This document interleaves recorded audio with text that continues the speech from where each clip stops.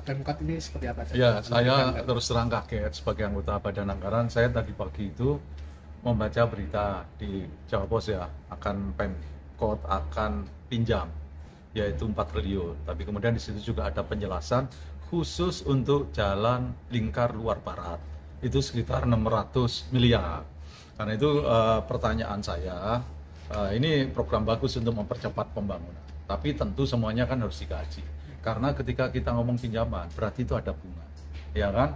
Kami dapat informasi kenapa dipilih PT SMI. Karena bunganya lebih rendah daripada Bank Jati. Ya. Tapi kan tetap tinggi.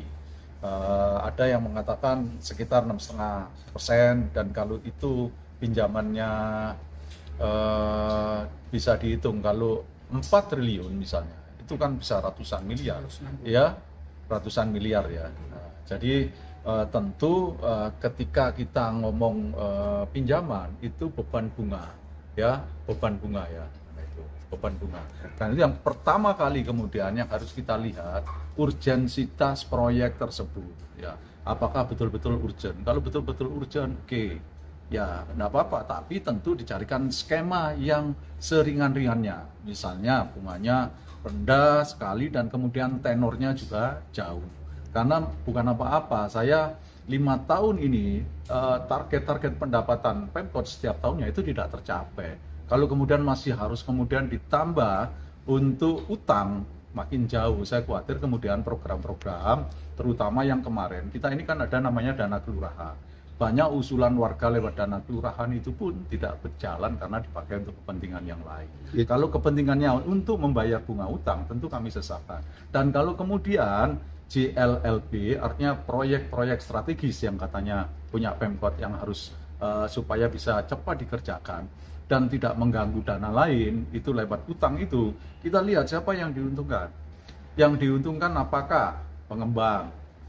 Kemudian yang kedua, apakah memang rakyat? Karena dengan dibukanya ini kemudian ekonomi bisa berjalan sangat cepat, kemudian rakyat juga bisa menikmatinya ya, yang worth it dengan bunga bank yang sangat besar, bunga pinjaman, bukan bunga bank. Kalau menurut Cak Imam siapa yang diuntungkan? Saya alhamdulillah saya sering melewati ya dari pertigaan Karangpilang sampai Menganti. Saya agak sering.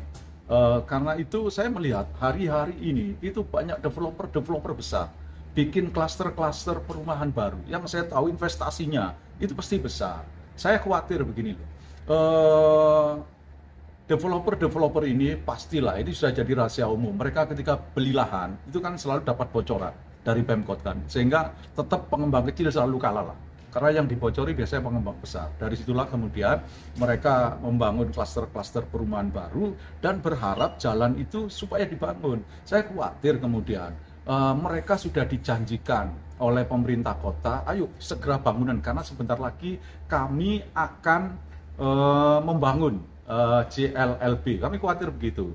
Kalau kemudian kalau itu hanya sekedar janji tidak masalah. Yang saya khawatir apakah pengembang-pengembang itu juga memberikan sesuatu misalnya sehingga ketika janji Pemkot itu tidak ditepati, kemudian pengembang itu bernyanyi bersama-sama. Karena itu kemudian mau tidak mau pemerintah kota harus cari pinjaman. Jadi pertimbangannya semata-mata karena kadung janji mendapat sesuatu dari pengembang itu, tapi tidak bisa direalisasikan. Jadi kalau yang begini yang diuntungkan tentu pengembang, bukan masyarakat. Jadi menurut saya ini baru dugaan-dugaan, ya baru dugaan. Mudah-mudahan ini tidak benar. Tapi sekali lagi menyangkut uang besar, semuanya harus difikirkan, dikaji bersama-sama. Apalagi saya sebagai anggota Badan Anggaran belum pernah diberitahu.